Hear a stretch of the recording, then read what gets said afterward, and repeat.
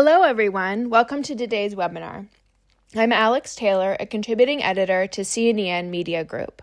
I'll be moderating today's event from target validation to safety evaluation, navigating the ADC development pathway. This educational webinar is sponsored by WuXi AppTech, a trusted partner and contributor to the pharmaceutical and life sciences industries, providing R&D and manufacturing services that help advance healthcare innovation. CNN works with sponsors to identify topics of interest and value to CNEN's audience and consistent with CNEN's mission to provide news and analysis of the chemistry enterprise in a timely, accurate, and balanced fashion. During the webinar, you can adjust the size of the slides on your screen by grabbing the lower right corner with your mouse. If you need technical assistance, please look at the Help widget at the top right corner of the screen or type your query into the Q&A box. If you're disconnected during the webcast, please log in again according to the instructions that you received earlier. You're encouraged to contribute to the success of this webinar by asking questions at any time during the presentation through the Q&A box on your screen. These questions will be answered at the end of the presentation. This webcast allows certification of participation. Please click on the certificate icon below your Q&A box to download your certificate after watching the webinar. Please note that CNN does not endorse any company, products, or services that may be mentioned in the webinars. Each webinar will be archived at CNN Online after the live webcast. During the presentation, we will hear from Dr. Hao Yi, an Assistant Director at WuXi Biology, Dr. Zhu Li, Director of WuXi AppTech DMPK, Dr. Lei Pan, Senior Director at WuXi AppTech TOX, and Dr. Peiwen Zhang, Senior Scientist and Principal Investigator at WuXi AppTech Bioanalytical Services. Let's get started. I'll now turn it over to Dr. Hao Yi. I will now walk through my topic, comprehensive types of autoimmune disease models on humanized mice promote the discovery of the therapeutic antibody. Autoimmune disease have been well known to occur in all organs of the body or systemically. We have established many autoimmune disease models to meet study requirements in different disease areas. However, with the increased requirement for antibody treatment, conventional animal models are facing many challenges. We have used the humanized animal to establish autoimmune disease models to overcome the disadvantage and challenges. First of all, we use a single target humanized mice, IL-4 mice, for the study. We use MC903 to establish the AD model on these mice. After we establish the model, we continuously monitored the body weight change, the ear thickness, the clinical score, and the IgE expression level. The vehicle group showed increased in these markers, which were reversed by the treatment. At the end of the study, we collected the ear tissue for HE staining. We monitored the thickness and the infiltration of the inflammatory cells, and combined with the histological score. We also use these mice to establish an over-induced asthma model.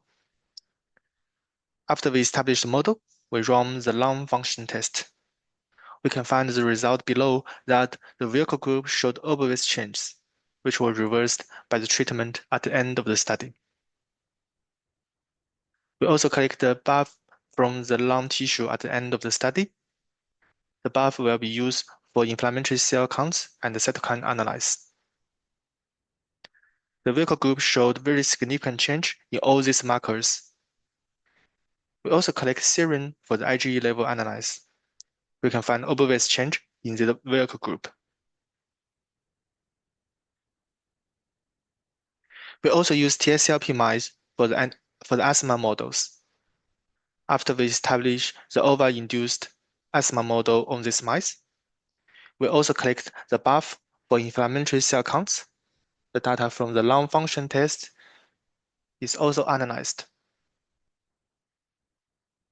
At the end of the study, the lung tissue is collected for for HE staining and is given a score based on the injury score and the histological change of the lung. Another well-used model is the TMBS-induced IBD model. We use human TL1A mice for the model. After we established the IBD model on the mice, we monitored the body weight change and the DAI score. At the end of the study, we collect the column, remove the internal contacts, measure the column length, and record the column weight, calculated for the column density. With the result below, we can find significant change in body weight, DI score, and column density in the vehicle group, which were reversed by the treatment. We also collect the colon tissue for histopathological staining. In the vehicle group, we can find significant structure change, increased thickness of the column, and the infiltration of inflammatory cells. On Mason staining, we can find an obvious increase in fibrosis markers. All these changes in the vehicle group were reversed by the treatment. We also established an IBD model on human TNF-alpha mice. After we established the model, we also monitored the body weight change, the DI score, and the column density. We found the vehicle group showed significant changes in all these results at the end of the study. We collected the colon tissue for HE staining. Similar to the model in human TL1A mice, we can find significant structure change, increased thickness of the column, and increased infiltration of inflammatory cells in the vehicle group. However, single-target humanized mice still facing some challenges. To overcome the challenges and the limitation of the single-target humanized mice, we have established some autoimmune disease model on multiple target humanized mice. First, we established an TMBS-induced IBD model on TL1A DR3 mice. On this mice, with the same procedure, we established the model and start monitor body weight change, DI score, and the column density. The vehicle group showed significant change in body weight and increasing in the DI score, resulting in increased column density. The treatment reversed these changes.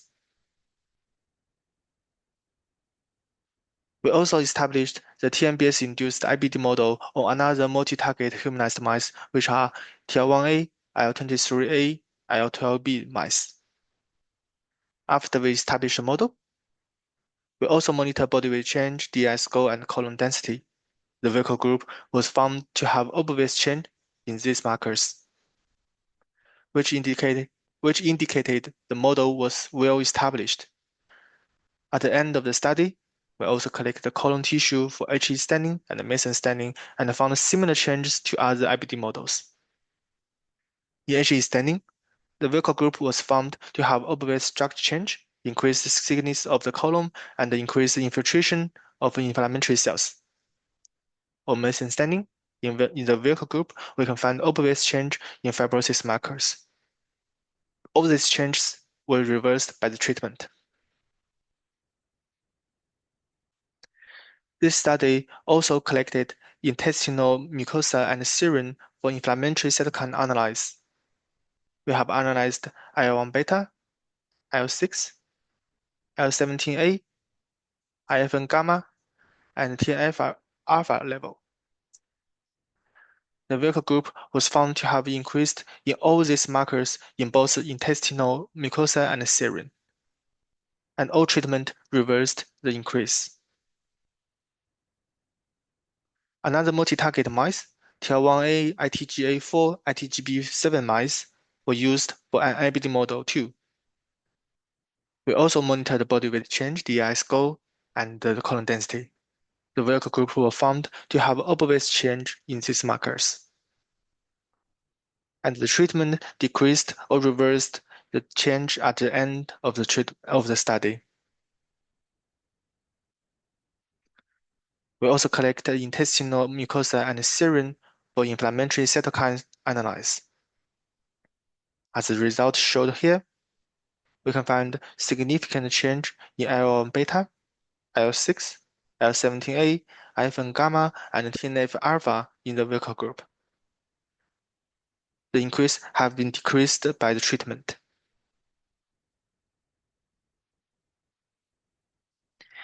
There are still some limitations of multiple target humanized animal models, like incomplete humanization, and sometimes we cannot find the specific target humanized animals. To overcome this disadvantage, we can use systemic humanized animals models, such as BRG-SF HIS mice. We established a TMBS-induced IBD model on the mice. Body weight change, DI score, and colon density all showed significant change in the vehicle group, which were reversed by the treatment. Another well-known systemic autoimmune disease model, the SLE model, was also established on systemic humanized mice, the NOG mice. We collect plasma for anti-histone and anti-double-strand DNA analysis. The results showed a very obvious increase in the model group. We can also find a very significant change in IgG deposition in the kidney in IHC staining. Analysis of human IgM and human IgG in plasma both showed increased at the endpoint. Except the model above, we have also established many other autoimmune disease models. Here is a brief list.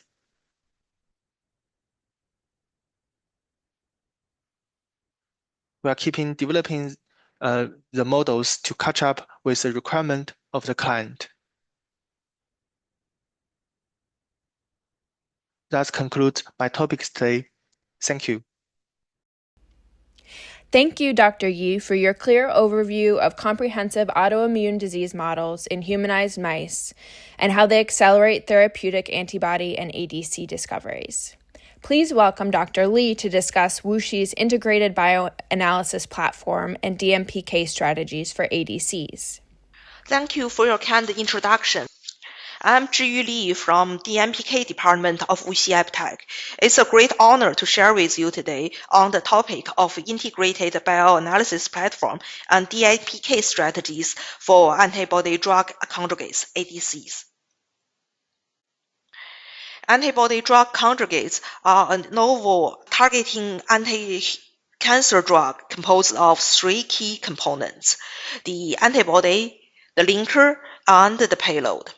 ADCs act as a biological missile, with the antibody part precisely targeting specific markers on the tumor cell surface, and after internalization, releases toxic payloads to selectively kill tumor cells while minimizing damage to healthy cells. In preclinical pharmacokinetic studies of ADCs, there majorly includes two parts of the study: the ADME-DDI experiments and the PK-ADME experiments. ADME-DDI experiments focuses on the ADC itself, and if the payload is a novel entity, the ADME of the payload must be studied separately as well. These include in vivo stability studies, plasma binding studies, drug-drug interaction studies, and radiolabeling distribution studies when necessary. The in vivo studies often involves administering the ADC to experiment on the pharmacokinetics, immunogenicity, metabolites, and biotransformation. These in vivo and in vitro studies would guide the selection of animal species for toxicology studies and provide some insights for future clinical trials. Next, let's move on to its bioanalysis. Bioanalysis is the cornerstone of preclinical pharmacokinetic studies for ADCs. Comprehensive and accurate bioanalytical strategies are essential for understanding the complex behavior of ADCs in vivo, assessing efficacy and safety, and supporting clinical dose selection. This would require the characterization of multiple moieties related to ADC, such as the conjugated antibody, sometimes we call it ADCs, and the total antibody, the free payloads, the payload-related metabolites, the immunogenicity of the ADCs, the DAR and biotransformation studies, and all spanning a wide concentration range. Different bioanalytical platforms and strategies are employed for these complex analyses. For total antibody, two major analytical methods can be used: the ligand binding assay method and the LC-MS method. Since DMPK studies primarily use animal matrices and ADC antibodies are typically human-derived, for the LBA method, we can use generic assays with both primary and secondary antibodies targeting the human Fc region. When using human matrices or needing higher specificity, we can use the target protein as the capture or detection reagent as well. The LCMS method have been increasingly used in recent years. The surrogate peptide method involves immunocapturing, enzymatic digestion, and selecting suitable characteristic surrogate peptide for the analysis, offering improved specificity, especially with ADC designs such as bispecific ADCs and fusion protein ADCs. Surrogate peptide can be selected from different regions and epitopes of the protein part, and such offering quantitative information for each of these regions. For conjugated antibodies or ADC analysis, when anti-payload antibody are available, both the LCMS and the LBA method can be used for quantification. However, if the payload is novel and suitable anti-payload antibodies are not available during our preclinical stage, high-resolution HRMS can be used for intact or subunit analysis. ADCs are immunocaptured using the anti-human antibodies or target protein. Then it can be analyzed with the either QTOF or Orbitrap HRMS instrument. The convolution of the spectra would allow for qualitative analysis for such as the DAR distribution and transformation studies, and this intensity can be used for quantitative analysis as well. A crucial part of ADC research is the proportion of free payload in target organs or in circulation, and moreover, the amount of payload that is still remaining on the antibodies, which indicates potential payload release capability. Thus, both free and conjugated payloads should be analyzed. Detecting the free payload involves protein precipitation to separate free payloads, followed by LC triple quad analysis for the supernatants. WuXi DMPK has developed in-house methods for most common payloads with excellent sensitivity. As for the conjugated payload detection, the majority of approved ADC drugs have cleavable linkers. For such ADCs, they can be immunocaptured, and the linkers can be cleaved with reagents such as ACs or enzymes.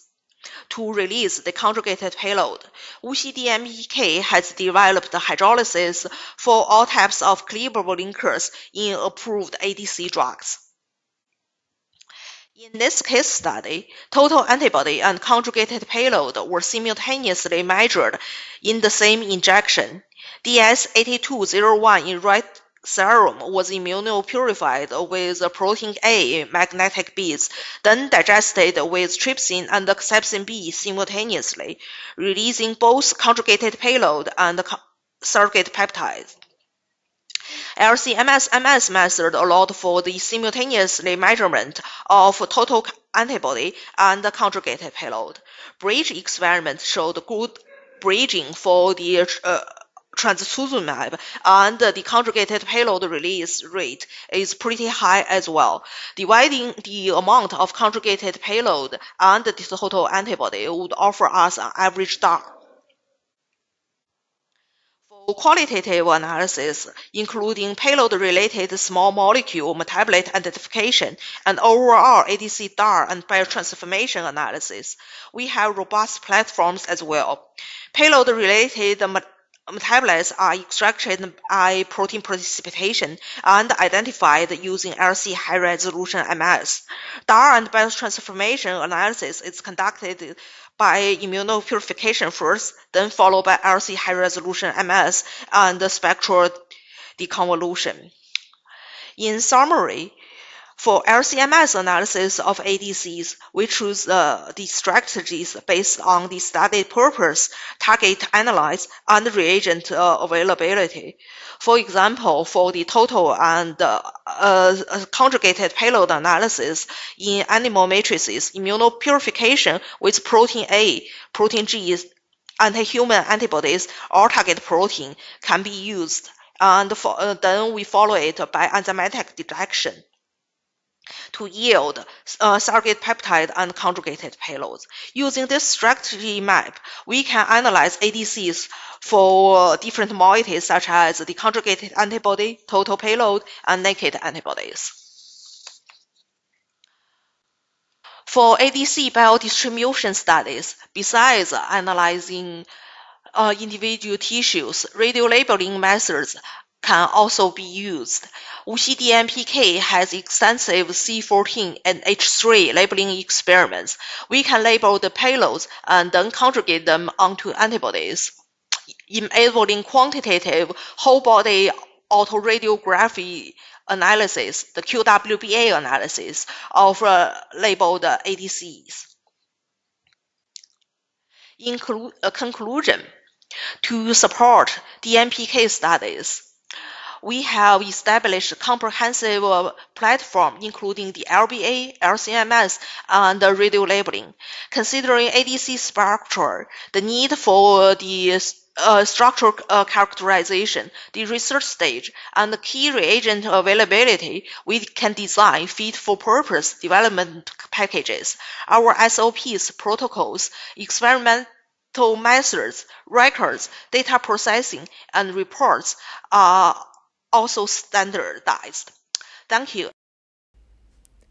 Thank you, Dr. Lee. We'll now shift from exposure and PK insights to safety. Dr. Pan will cover the non-clinical safety evaluation of ADC drugs. Thank you for the introduction. In my section, I will review the non-clinical safety evaluation strategy and then use a marketed ADC product as an example and go through key findings of its non-clinical development. To plan for the non-clinical toxicity studies of ADCs, the fundamental question asked would be what to test. It is generally considered that the studies with ADC per se, which is the exact product to be administered in clinic, provide most relevant information. The payload or payload with linker may need to be tested depending on available toxicity information on these molecules. The studies with the antibody or the link alone are generally not needed. Once the articles to be tested are determined, then species selection is the next question to be addressed. We all know that tox studies need to be performed in relevant species. ICH-S 6 also states that for ADCs, the same general principles would be used as an unconjugated antibody to define a relevant species. These include sequence homology, target binding affinities, and receptor ligand occupancy. Therefore, the ADC needs to be tested in relevant animal species, and the novel payloads need to be tested in one or two species, normally the rodent. Let's take a look at the design for general tox studies. The ADC is generally tested in 1 or 2 species, mostly in monkeys. The payload is mostly tested in rats as a single dose or short-term repeated dose study.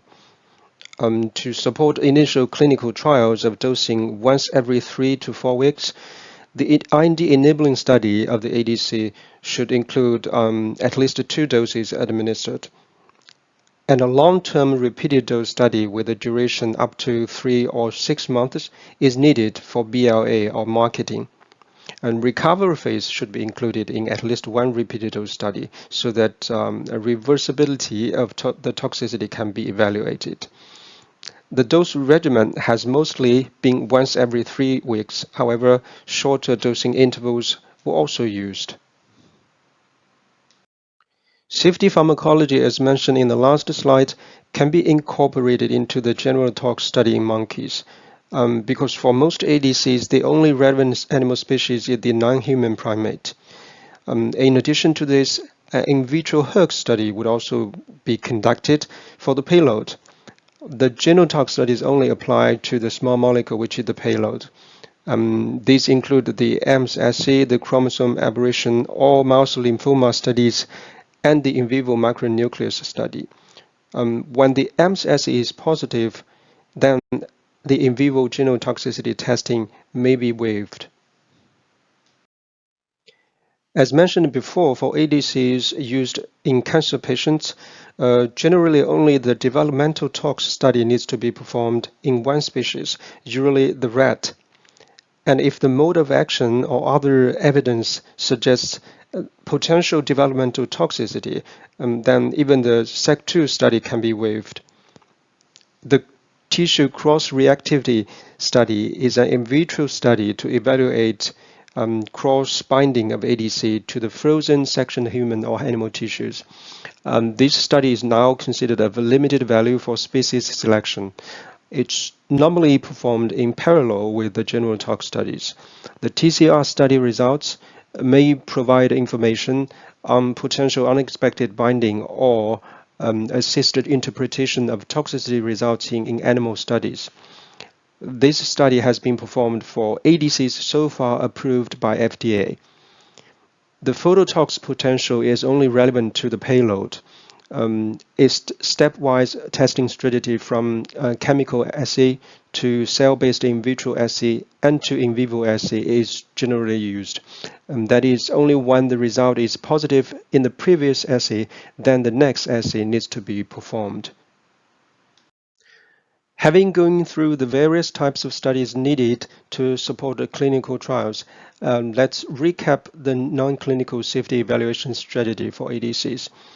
It needs to be determined whether the payload is a marketed drug already or used in other approved ADCs. The answer will decide whether we need to test the ADC and payload or the ADC only. Some of the studies only apply to the payload, like the in vitro hERG study, the genotox studies, and the phototox studies. Okay, next we will review the case of Enhertu, one of the most successful ADCs that are in clinical use. Enhertu, or TDXD, is composed of a humanized anti-HER2 IgG1 antibody conjugated to DXD, a novel topoisomerase 1 inhibitor, via a cleavable peptide-based linker. There are several attributes of this molecule that make it demonstrate favorable PK profile, better efficacy, and relatively low toxicity. The potency of DXD inhibiting TOP1 was reported to be tenfold higher than that of SN38, which is the active metabolite of irinotecan used for cancer therapy. TDXD achieved a higher drug-antibody ratio of approximately 8, with site-specific and homogeneous conjugation on interchain cysteines. The drug-antibody ratio of 8 is theoretically the maximum drug loading number for conventional interchain cysteine conjugation. The PK profile of the payload DXD showed fast clearance and short half-life. Therefore, exposure of normal tissues to DXD was expected to be low, given the DXD's short half-life in systemic circulation and high linker drug stability. And most importantly, DXd was designed to have a bystander anti-tumor effect. This figure explains how DXd exerts its bystander effect. Once the ADC binds to target tumor cells and internalized, it's rapidly cleaved by lysosomal proteases such as cathepsins and hydrolyzed to release the payload DXd. It not only kills the cells that ADC binds, and due to its cell membrane permeability, it also diffuses to the neighboring tumor cells that may not express the target antigen. And this effect provides efficient killing of heterogeneous tumor cells. Owing to this bystander anti-tumor effect, ENHERTU was also approved to treat HER2-low breast cancer. ENHERTU also demonstrated high linker stability, and this has been well proven by investigators in vitro system, non-clinical tox studies, and also in clinical trials. The release of payload is minimal in plasma of all species. The amount of DXd released in human plasma was as low as 2% after 21 days of incubation. And in monkeys, plasma concentrations of ADC and the total antibody were very consistent. And DXd was only detected at very early time points and at a very minimal concentration. And similar PK profile was also observed in clinical trials. This linker stability in systemic circulation assures that the off-target toxicity of ENHERTU is reduced as much as possible. Okay, now let's take a look at the non-clinical toxicology studies conducted with ENHERTU. For the ADC itself, a standalone safety pharmacology study with assessments in cardiovascular, respiratory, and neurological systems was conducted in telemetry monkeys. Short-term repeated dose studies in rats and monkeys were conducted. The 3-month repeated dose study was only conducted in monkeys, and human and monkey tissue cross-reactivity studies were also conducted with the ADC. Because the payload used is novel molecule, the in vitro hERG study was also conducted for the payload as part of the safety pharmacology evaluation. Also, standard genotox studies and general tox studies in 2 species were conducted with the payload. Due to a positive result seen in the in vitro phototox assay, an in vivo phototox study in rats was also conducted. Note, the applicant also conducted repeated dose tox studies in 2 species for the unconjugated antibody.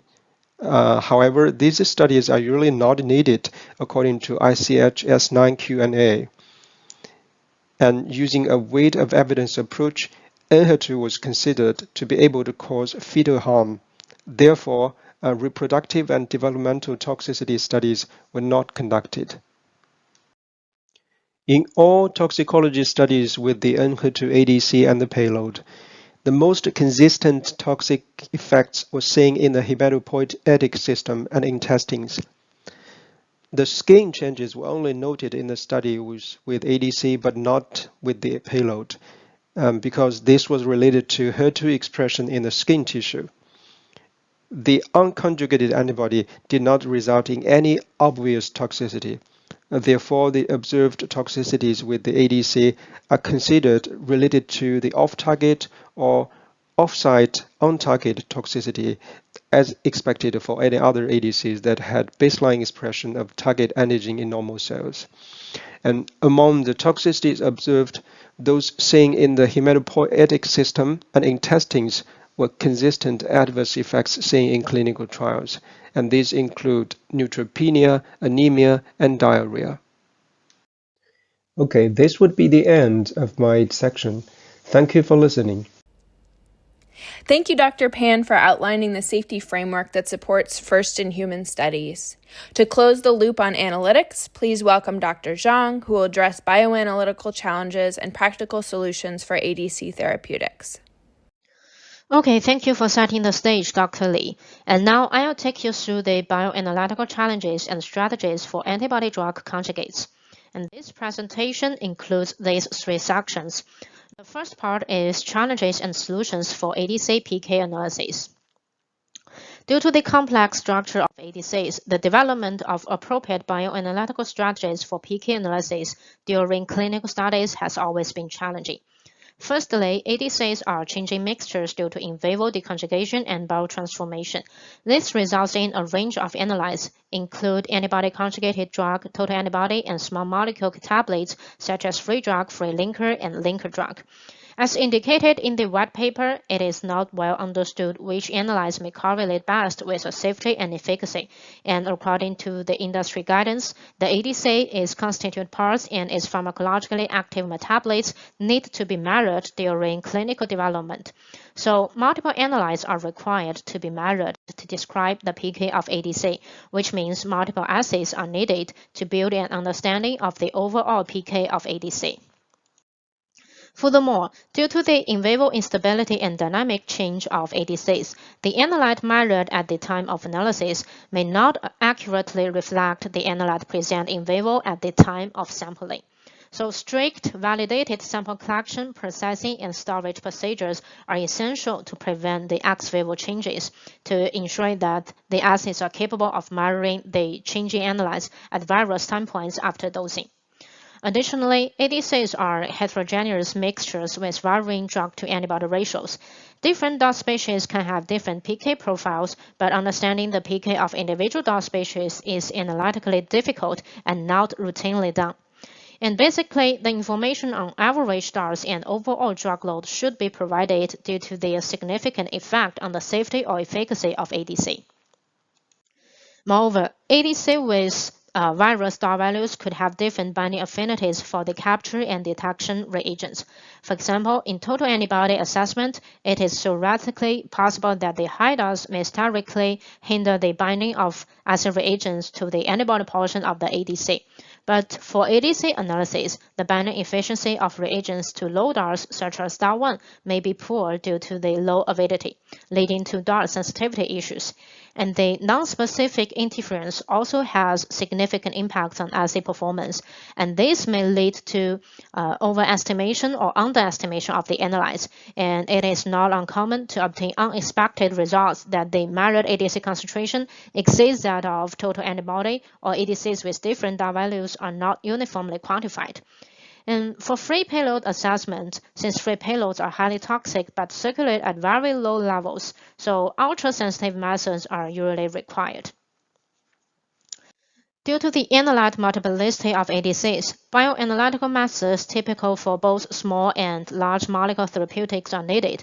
For example, ligand binding assays are commonly used for total antibody and ADCs, while the measurement of small molecule drug is predominantly performed by LC-MS. And based on these platforms, we have developed various strategies to address the challenges and provide a comprehensive characterization of ADCs. So next, I'll share several case studies and focus on strategies to avoid the measured concentration of ADC exceeds that of total antibody, elimination of non-specific interference, and free payload analysis and DAR average characterization.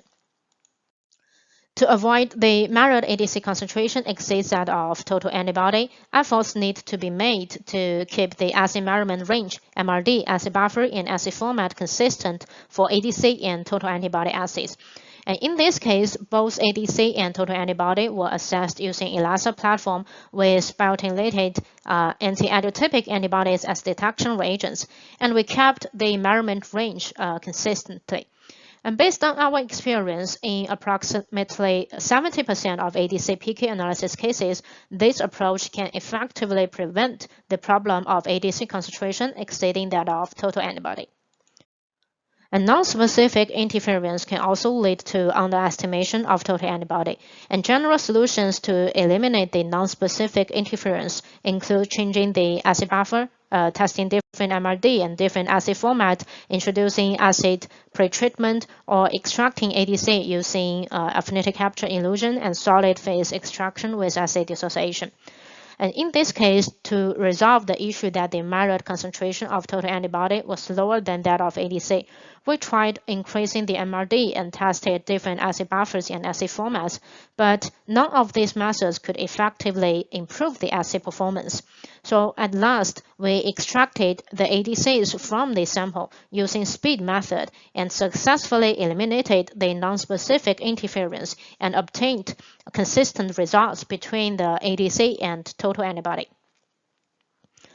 For free payload analysis and DAR average characterization, we have developed hybrid immunoaffinity LC-mass assay. For example, for free payload analysis, the protein in biomatrix is precipitated and then the supernatant containing free payloads is collected for assessment. For ADC and total antibody quantitation, the ADCs are initially extracted from the biomatrix via immunoaffinity capture, and the enriched components are further divided into two parts for the separate quantification of total antibody and ADC. The relationship between the ADC and total antibody results can theoretically reflect the change in average DAR over time. And during the sample processing, proper protease inhibitors are utilized to prevent deconjugation, and samples are digested with an appropriate enzyme on the optimal pH and temperature. And in some cases, this high-throughput strategy do provide a simple way to characterize the DAR average. Besides PK analysis, immunogenicity assessment is also critical because immune response to ADC have the potential to affect ADC PK, PD safety, and efficacy. The immunogenicity assessment for ADC is more complex than that for mAb therapeutics, since an immune response to an ADC can be generated to any constituent part of the ADC, including the antibody, the payload, or epitopes created by the conjugation linker. As indicated in the industry guidance, the mean specificity characterization is required for ADC immunogenicity assessment. Furthermore, the drug and target interference also have significant impacts on assay performance. For example, high levels of circulating ADCs, total antibody, and free payload can compete with the labeled assay reagents for ADA binding, leading to false negative results.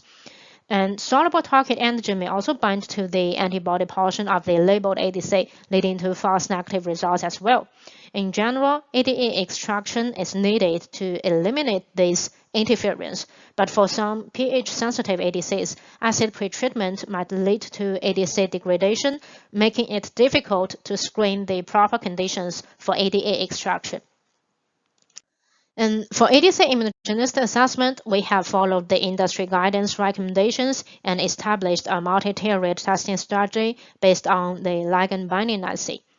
And next, I'll share two study cases strategies for ADC domain specificity characterization and elimination of drug interference.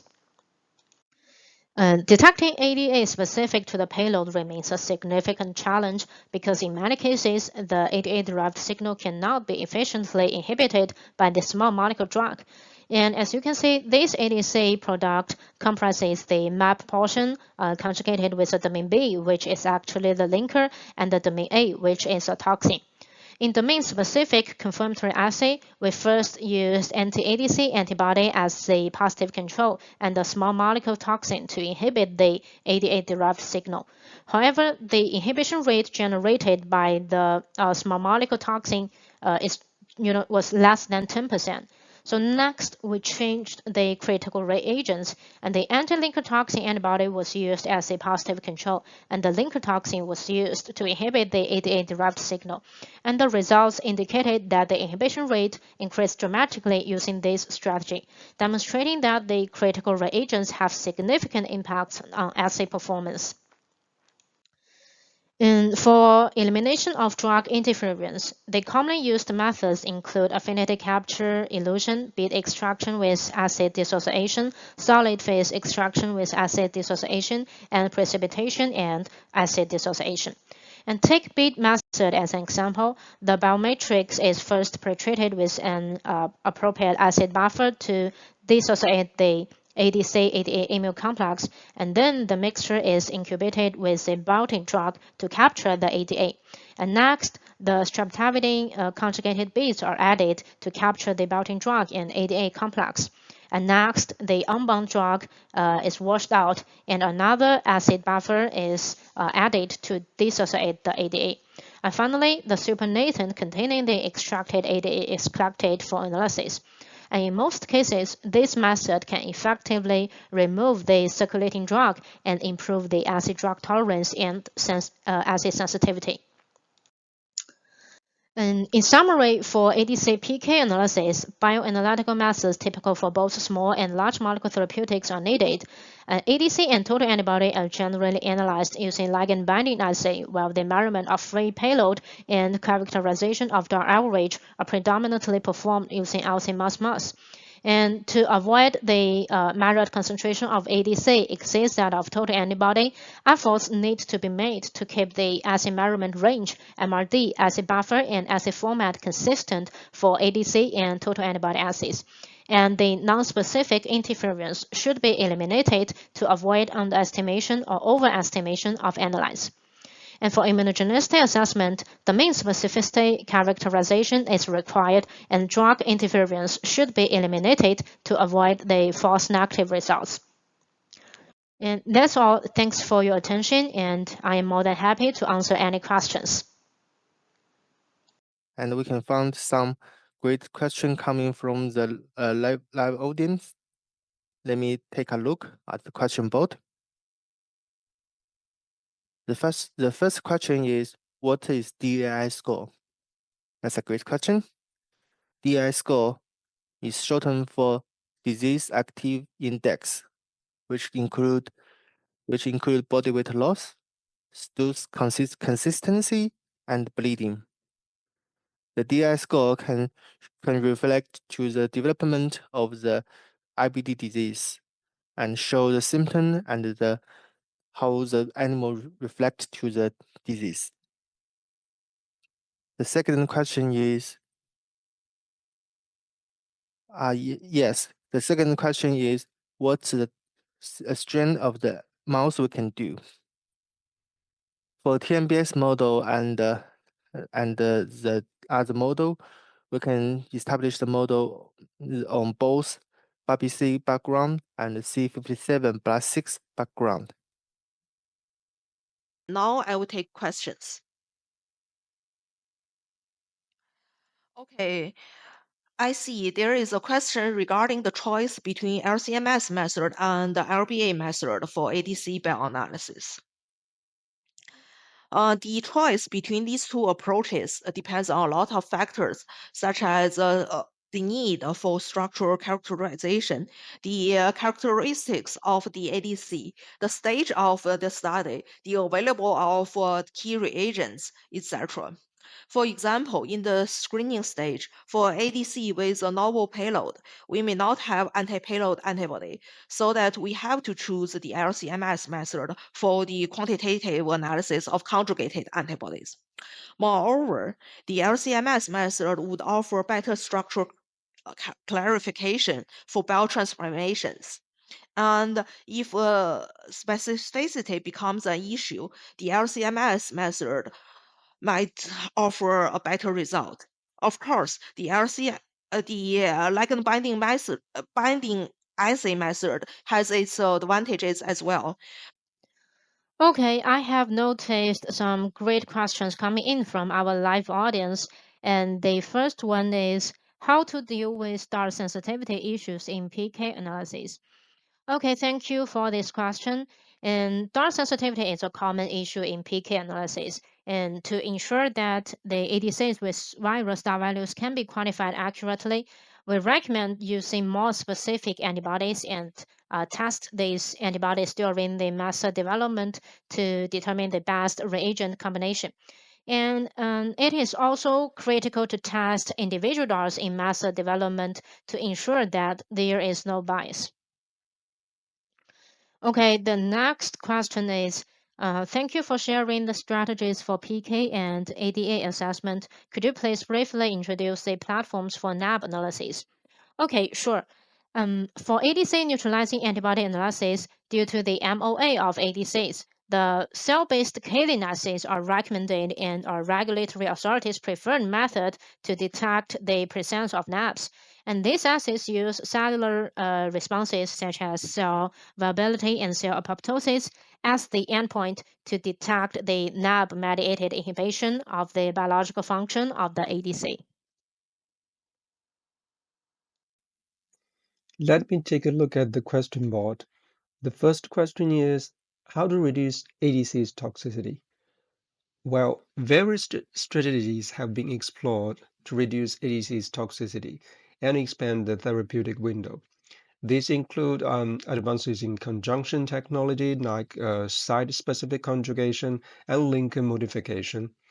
The antibodies can also be modified to increase the specificity of drug delivery.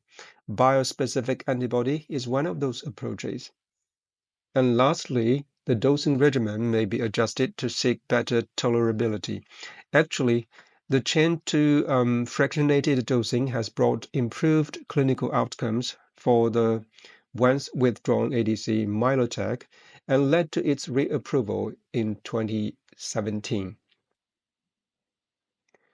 I also saw a few questions related to relevance of non-clinical and clinical toxicities. Let's start with this one. What toxicities are best predicted by the non-clinical toxicology studies in animals? Well, by comparing the non-clinical and clinical toxicities, it was found that the hematopoietic and liver toxicities are better predicted by animal studies, either in the relevant or the non-relevant species. However, some toxicities like the peripheral neuropathy have not been well predicted by the non-clinical studies. One explanation to these differences is that the level and duration of exposure to payload in the peripheral nerve tissue may be different in animals and humans. That's all the time we have. Any questions that we didn't get to during the webinar will be answered by email.